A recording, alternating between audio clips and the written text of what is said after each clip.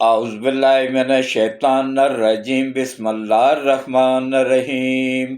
شروع کرتا ہوں اللہ پاک کے بابرکت نام کے ساتھ جو دلوں کے حال بہتر جانتا ہے۔ میری طرف سے دیکھتی آنکھوں سنتے کانوں سب کو السلام علیکم ورحمۃ اللہ وبرکاتہ۔ لاکھوں کروڑوں درود و سلام آقا دو عالم خاتم النبیین حضرت محمد مصطفیٰ صلی اللہ علیہ وآلہ وسلم پہ، آپ کی آل پاک پہ، آپ کے صحابہ کرام پہ۔ آج میں بات کروں گا اپنی پاکستانی قوم کے ساتھ۔ ملک جن خطرات میں گھرا ہوا ہے، چاروں طرف سے عالمی طاقتوں نے گھیرا ڈالا ہوا ہے، اس کے متعلق اگر تو سمجھ میں آ جائے میری باتیں حقیقت کے قریب ہوں، سچ کے قریب ہوں، تو پھر اتنا تو میرا حق بنتا ہے کہ ویڈیوز کو لائک کر کے گروپوں میں شیئر کر دیں اور چینل کو سبسکرائب کر کے گھنٹی کے بٹن کو آل پہ پش کر دیں۔ کیونکہ اللہ کی مدد کے ساتھ الحمدللہ میں پاکستان کا سب سے سینئر صحافی بھی ہوں۔ میں نے اپنی صحافت کا آغاز 1975 میں نوائے وقت اخبار سے کیا تھا، عارف نظامی صاحب کی زیر نگرانی۔ نوائے وقت تو نہیں رہا، اس وقت میں اتوار کا داریہ لکھا کرتا تھا۔ اس میں لوگ بڑے شوق سے اتوار کا انتظار کرتے تھے، اور اللہ کا لاکھ لاکھ شکر ہے کہ اس میں اللہ نے بے حساب رزق بھی دیا، عزت بھی دی، شہرت بھی دی۔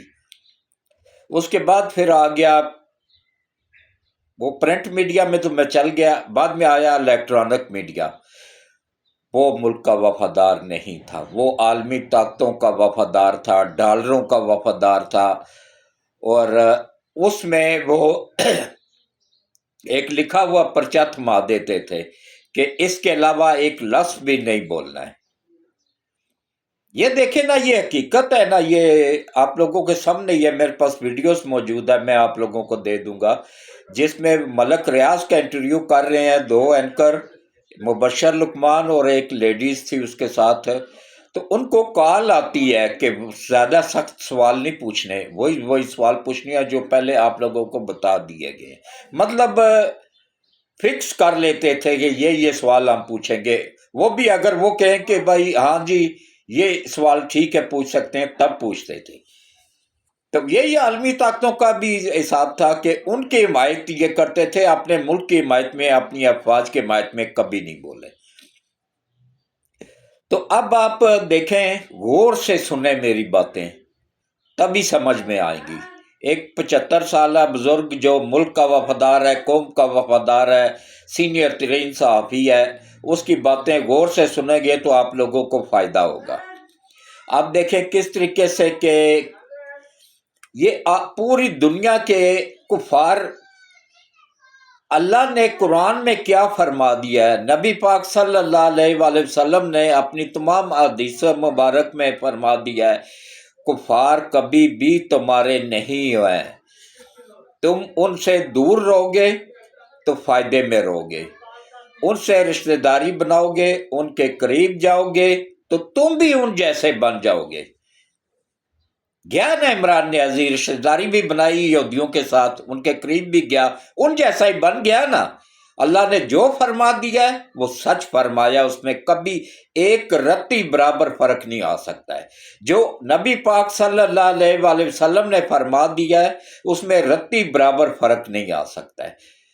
تو آپ کا ہی فرمان ہے، مسلم کے حدیث ہے، بخاری کی ہے، ترمذی کی ہے، اور بہت ساری حدیثیں موجود ہیں جس میں نبی پاک صلی اللہ علیہ وآلہ وسلم نے فرمایا کہ کفار یہود و نصارہ، نام لے کے بتایا، یہود و نصارہ تمہارے کھلے دشمن ہیں، ان کے نزدیک بھی مت جانا، اگر ان کے نزدیک جاؤ گے، ان سے رشتہ داریاں بناؤ گے تو تم بھی ان جیسے ہی ہو جاؤ گے۔ ہو گیا نا عمران نیازی ان جیسا، آپ لوگوں کے سامنے۔ تو یہ پوری دنیا کے یہودی مل کے نا، کفار مل کے تو کب ایک ریاست کو جو پہلی ایٹمی ریاست ہے، مسلم ریاست ہے، اس کو چلنے دیں گے؟ ان کی تو خواہش ہے کل کی بجائے آج تباہ ہو، اور پچھلے 30 سالوں سے یہ پلاننگ کر رہے تھے آہستہ آہستہ اس ملک کو تباہ کرنے کی۔ 30 سال پہلے، 40 سال پہلے حکیم سعید نے بتا دیا تھا اپنی کتاب جاپان کی کہانی صفحہ نمبر 13، 14، 15 میں کہ ملک کو توڑنے کا منصوبہ شروع ہو گیا ہے۔ ڈاکٹر اسرار نے 25 سال پہلے بتا دیا تھا کہ ملک کو توڑنے کا منصوبہ شروع ہو گیا ہے، اس کے لیے عمران نیازی کو سلیکٹ کیا گیا ہے۔ یہ پٹھان نہیں ہے، نیازی ہے، پنجابی ہے۔ پٹھانوں کو بیوقوف بنانے کے لیے اپنے نام کے ساتھ خان لگا دیا کہ میں خان ہوں، نہیں ہے خان، یہ پنجابی ہے، نیازی ہے اور یہودیوں کا ایجنٹ ہے۔ جو کچھ جس نے بندے نے بھی کہا کہ یہ یہودیوں کا ایجنٹ ہے، یقین جانیے اس نے 100% سچ کہا۔ میرا کوئی دشمن نہیں ہے، آج وہ رائے راست پہ آ جائے، اپنے ملک کا، اپنی عوام کا وفادار بن جائے، تو مجھے کیا تکلیف ہے؟ دیکھیں اس بندے کی سب سے بڑی غلاظت کا ڈھیر ہے کہ جب بھی بات کرے گا منہ سے ایسے الفاظ نکلیں گے کہ جیسے کسی بہت بدبودار گٹر کا ڈھکن اٹھا دیا ہو، اس طرح کی باتیں اس کے منہ سے نکلیں گی۔ جب بھی بولے گا دین کے خلاف بولے گا، اسلام کے خلاف بولے گا، اخلاق سے گری ہوئی باتیں کرے گا۔ یہ اللہ کے ناپسندیدہ لوگوں میں سے ہے۔ عالم اسلام کا یوتھڑ قوم نے لیڈر بنا دیا ہوا نہیں ہے۔ یہ لیڈر تھا ذوالفقار علی بھٹو، جو مرتا مر گیا، پھانسی چڑھ گیا، جان قربان کر دی، جان دے دی۔ ایک مرتبہ بھی اس نے امریکہ کو نہیں پکارا، ایک مرتبہ بھی نواز شریف اپنی بیٹی سمیت جیل چلا گیا، 2 سال جیل میں گزارے، شہباز شریف نے 2 سال گزارے، حمزہ شہباز نے 3 سال گزارے، مریم نواز نے 1 سال گزارا، اس کے علاوہ سعد رفیق نے جیل کاٹی، اسحاق ڈار نے جیل کاٹی، کتنے لوگ گئے جیلوں میں، کسی ایک نے پارٹی چھوڑی؟ نہیں چھوڑی نا۔ کیوں نہیں چھوڑی؟ کہ اللہ کی مدد حاصل تھی، سچ پہ تھے، حق پہ۔ جس وقت انسان ڈٹ جاتا ہے نا، پھر اللہ کی مدد حاصل ہو جاتی ہے۔ تو انہوں نے ایک مرتبہ بھی کسی ایک لیڈر نے امریکہ کو پکارا ہو، یا امریکہ نے یا اسرائیل نے ان کے حق میں بیان دیا ہو، یا انڈیا نے ان کے حق میں بیان دیا ہو؟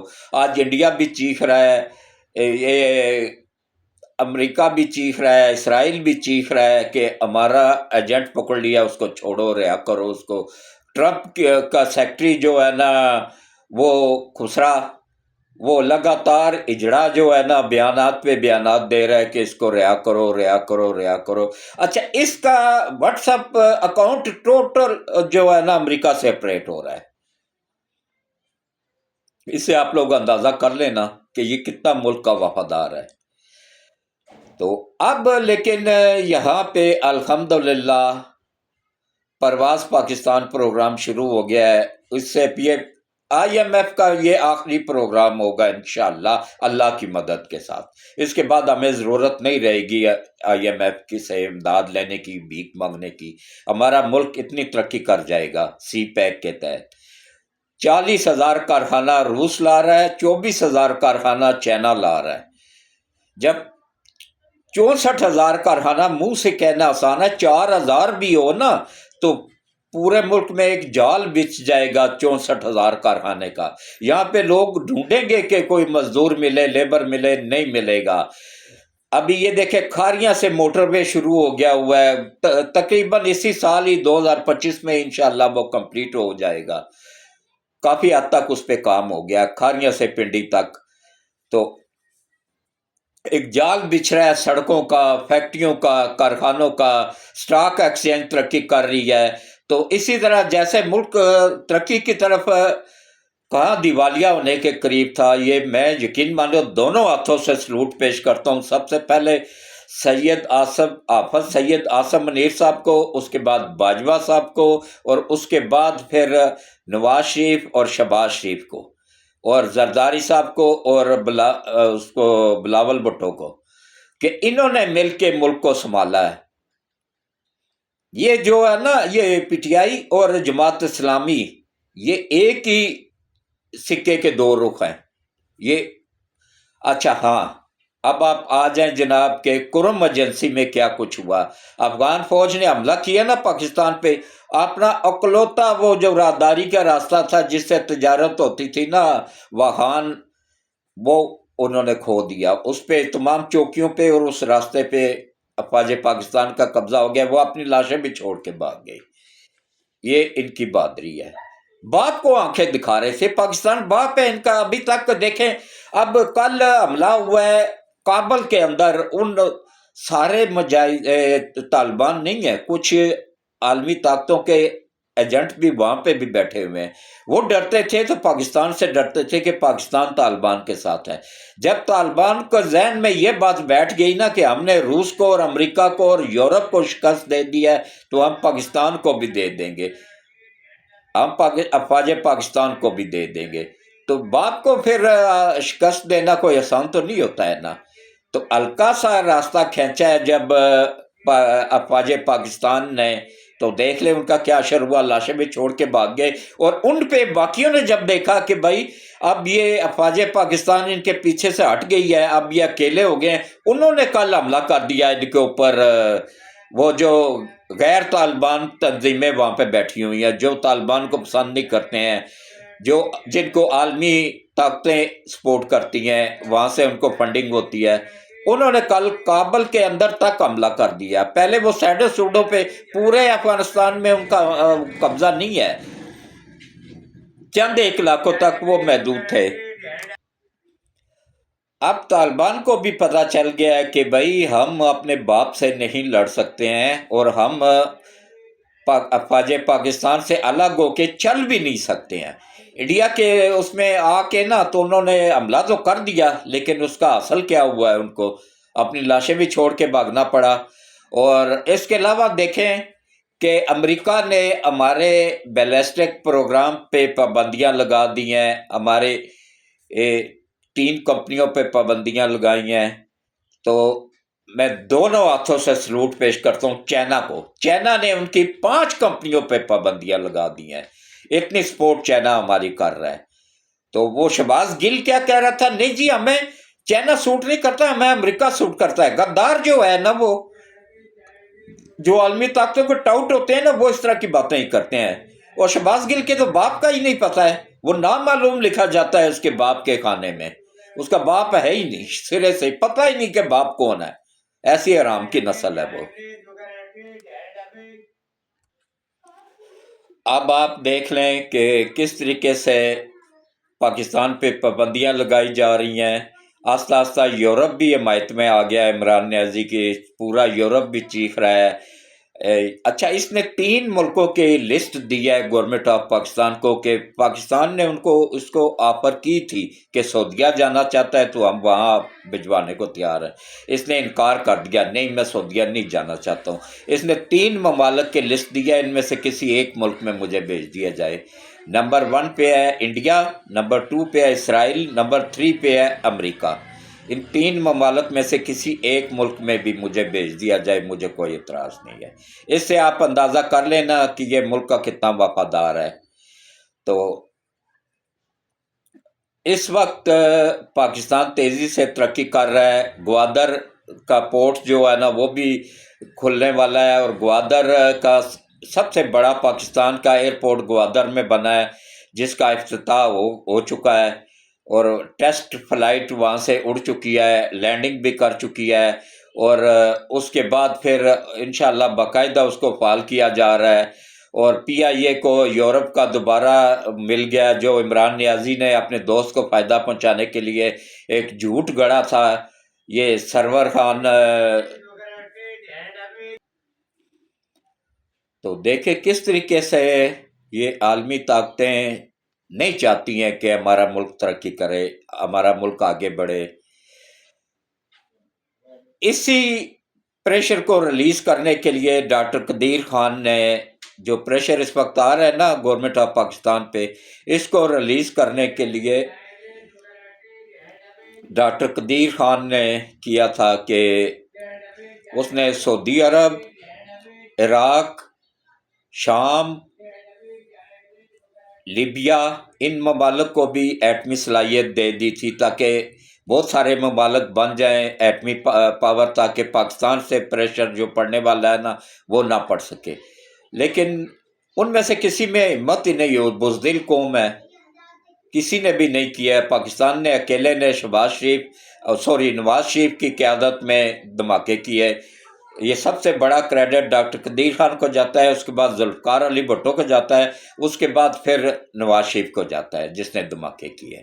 بنا کے رکھ لینا اور بات ہے دنیا کو دکھانا کہ یہ دیکھیں جی ہم بھی ایٹمی پاور بن گئے ہیں، ہمارے پاس صلاحیت موجود ہے.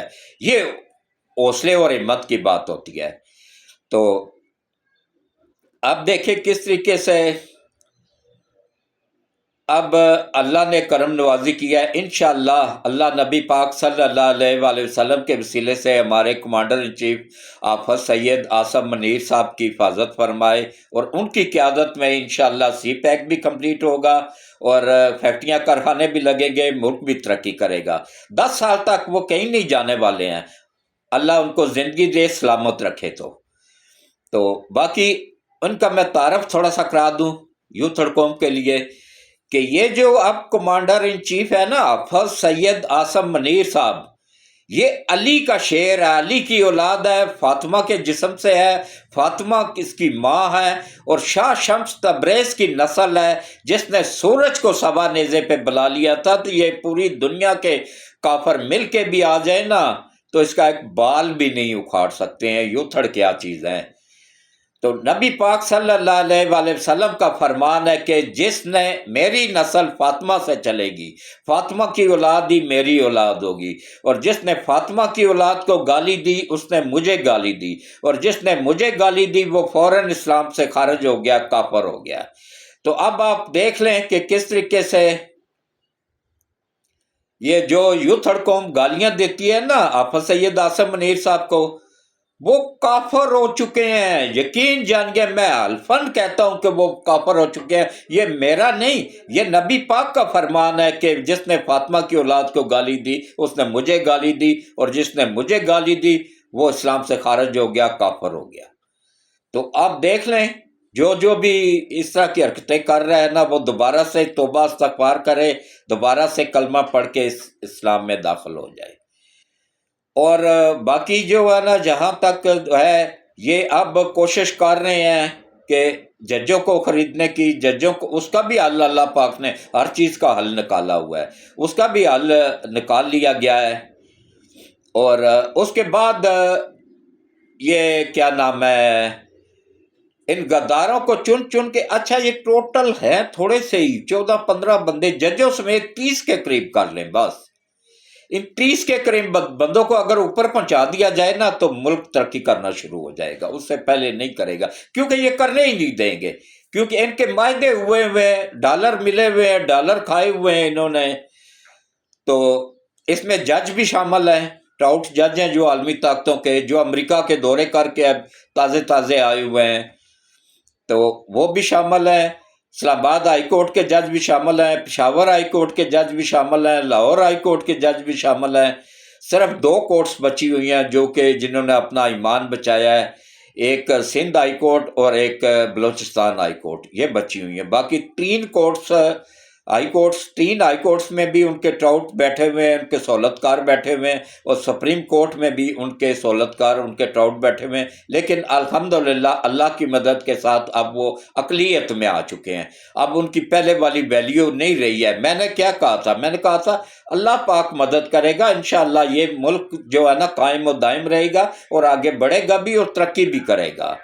تو اب آپ دیکھ لیں کہ اللہ کی کرم نوازی سے ملک بھی ترقی کر رہا ہے، آگے بھی بڑھ رہا ہے، اور دن دگنا رات چگنا ترقی بھی کر رہا ہے.